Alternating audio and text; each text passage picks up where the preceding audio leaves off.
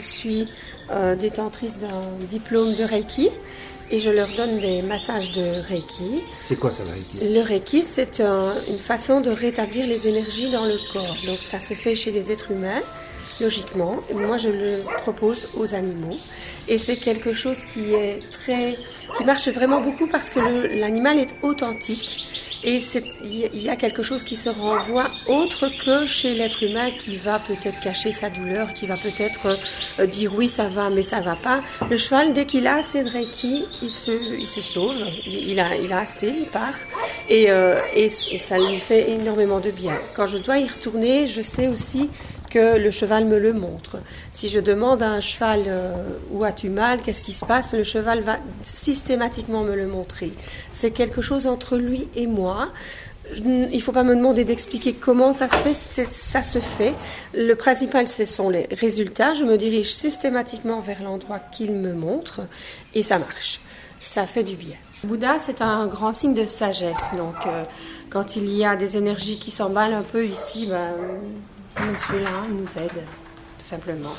Absorber, c'est une chose, mais donner, c'est une autre. Et quand on donne, à un moment donné, nous, on doit aller rechercher quelque chose. Donc, et ça, c'est chez moi que je le fais. Je suis Lonta Myriam. Je suis Mimi pour tout le monde, donc tout le monde m'appelle Mimi.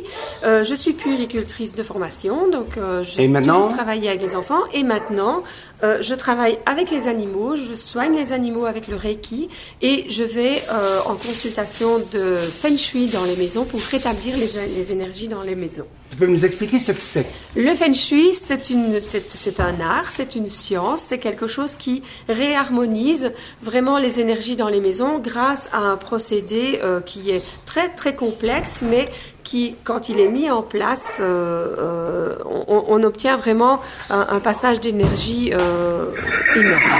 C'est-à-dire qu'on peut aussi guérir des gens par rapport à des maisons qui sont bien rétablies en énergie.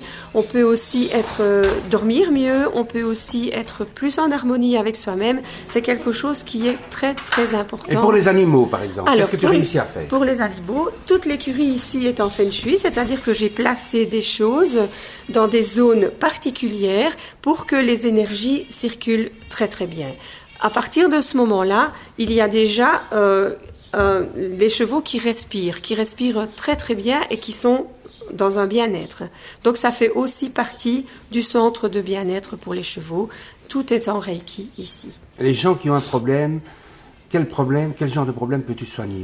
Le problème de ne pas dormir, par exemple, d'être insomniaque, c'est qu'il y a certainement au niveau de la chambre, au niveau de la maison, un endroit où des énergies calent. Et quand des énergies ne sont pas harmonisées, ça provoque la maladie, ça provoque le manque de sommeil. Et pour les animaux, c'est la même chose? Exactement la même chose. Et pour un cheval, par exemple? Pour un cheval, c'est exactement la même chose. Un cheval qui est trop nerveux, par exemple? Exactement le même principe. Un cheval qui est trop nerveux, je peux utiliser certaines matières pour mettre dans les box qui vont aller capter la mauvaise énergie pour donner du bien-être au cheval. Et le cheval te comprend? Bien sûr. Quand tu lui parles? Bien sûr. Le cheval comprend tout ce que je lui dis.